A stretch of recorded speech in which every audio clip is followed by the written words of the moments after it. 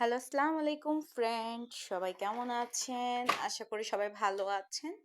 আমিও আপনাদের দোয়ায় ভালো আছি। আজকে আরো একটি লং ভিডিও নিয়ে চলে আসলাম আমি ঝুমুর আপনাদের জন্য।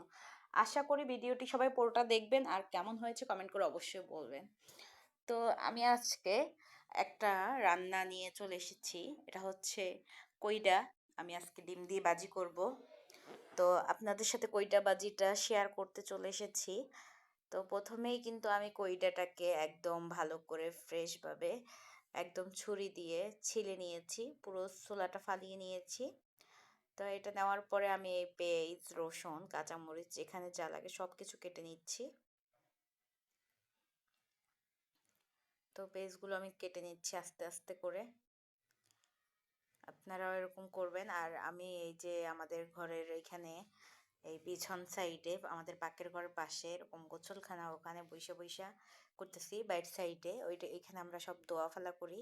আর ঘরের ভিতরে যে ওয়াশরুম, ওখানে আমরা কোনো কিছু ধোয়া ফেলা করি না। তো আমার কিন্তু পেজ সিলতে যেয়ে একদম চোখগুলো জ্বলতেছিল। পেজ কাটতে গেলেই চোখ জ্বলে।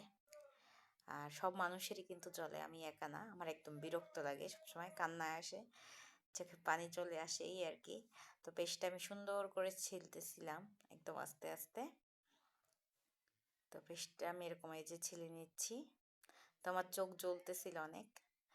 তারপরে আমি এখন এই যে বেগুনগুলো কেটে নিচ্ছি, এগুলো দিয়ে আমি ভর্তা বানাবো। তো ভর্তার রেসিপিটা কিন্তু আজকে আপনাদের সাথে আমি শেয়ার করব না। তো বেগুনগুলো একদম আমি আস্তে আস্তে করে কেটে নিচ্ছি সুন্দর করে। এই বেগুনগুলো খুবই সুন্দর, বড় বড় বেগুনগুলো কিন্তু অনেক। তো এটারও আমি ভর্তা করেছি। ভর্তার রেসিপিটা আমি আপনাদের সাথে কালকে শেয়ার করব। খুবই মজা। আর আজকে যদি সময় পাই তাহলে আজকে আবার শেয়ার করব, এই আর কি। তো আপনারা দেখবেন, আশা করি কেমন হয়েছে কমেন্ট করেও বলবেন আপনারা। তো আমি বেগুনটাকে খুবই আস্তে আস্তে করে একদম সুন্দর করে কেটে নিচ্ছি।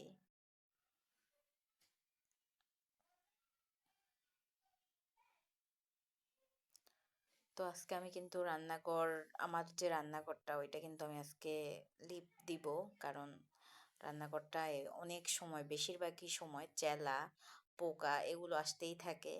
তো আমার একদম ভয় লাগে, এই আর কি। এগুলো নিয়ে আমার যে একটা অবস্থা, সারাদিন দৌড়াদৌড়ি। তো আজকে আমি কিন্তু তিনটা মারছি। একটা মারছি আকরাম বেচ্ছু, একটা হচ্ছে চেলা, একটা হচ্ছে পোকাটার নাম জানি না, তেলা পোকার মতো আবার আকরাম বিচ্ছুর মতো মাথার মধ্যে। এটা মনে হয় কামড় দিলে মানুষ মনে হয় মরেই যাবে, এত খারাপ অবস্থা ওইটার। তো আপনাদের সাথে ওইগুলোর ছবি আমি শেয়ার করব। তো সবাই কিন্তু পাশে থাকবেন, এই আর কি। তো আমাদের এই যে পাহাড়ি এলাকায় এত যে মানে খারাপ অবস্থা, সব জায়গায়তে না, কিন্তু আমরা যেহেতু জঙ্গলের সাথে থাকি একদম, ঘর আমাদের একদম কিন্তু জঙ্গলের সাথে, পিছনে কিন্তু লঙ্গা। তো এই লঙ্গার কারণে কিন্তু মানে পোকা, আকরাম বিচ্ছু, বিভিন্ন রকমের যে সাপ, তারপরে হচ্ছে গুই সাপ, এগুলো কিন্তু আসতেই থাকে বাসায়। বিভিন্ন রকমের সাপ আসতে থাকে। তো আমি ওই দিনও সাপ মারলাম, এই আর কি। তো এগুলোর কারণে সারাদিন একটা চিন্তায় থাকি কখন আসে। ওই দিন আমি এরকম আপনাদের সাথে চিপ বাজার শেয়ার করতেছিলাম আলুর, তখনও কিন্তু এরকম আকরাম বিচ্ছু, আকরাম বিচ্ছু না সরি, এই যে চেলা, চেলা আসছিল আমাকে কামড়াতে, এই আর কি। তো আমি এই যে এখন এই কড়াইতে তেল দিয়ে দিলাম। কথা না বাড়িয়ে বলেই ফেলি রান্না করার বিষয়। কড়াইতে তেল দিয়ে দিয়েছি। এখানে আমি এখন পেঁয়াজ দিব, তারপরে কাঁচা মরিচ দিব। প্রথমে কিন্তু কাঁচা মরিচ দিয়ে দিচ্ছি, কাঁচা মরিচটা একটু লাল লাল হলে মজা লাগবে খাইতে। তো কাঁচা মরিচ দিয়ে নিব।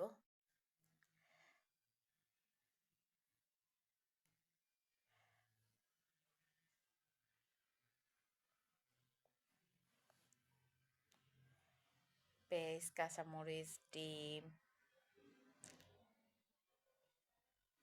তারপরে কইডা।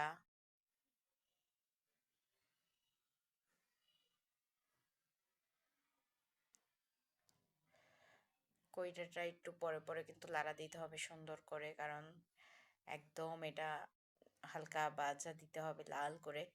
কইটা কিন্তু ভাজলে ডিম দিয়ে অনেক মজা। তো আমি আজকে ডিম দিয়েই ভাজি করব, কারণ আমার ছেলেটা কিন্তু কইটা খুব পছন্দ করে, ওর অনেক ভালো লাগে নাকি।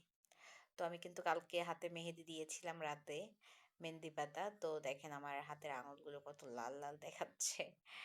এই আর কি। তো আমার আন্টির বাসায় গেছিলাম ওই দিন, আপনাদের সাথে ভিডিও শেয়ার করেছিলাম। আন্টির বাসায়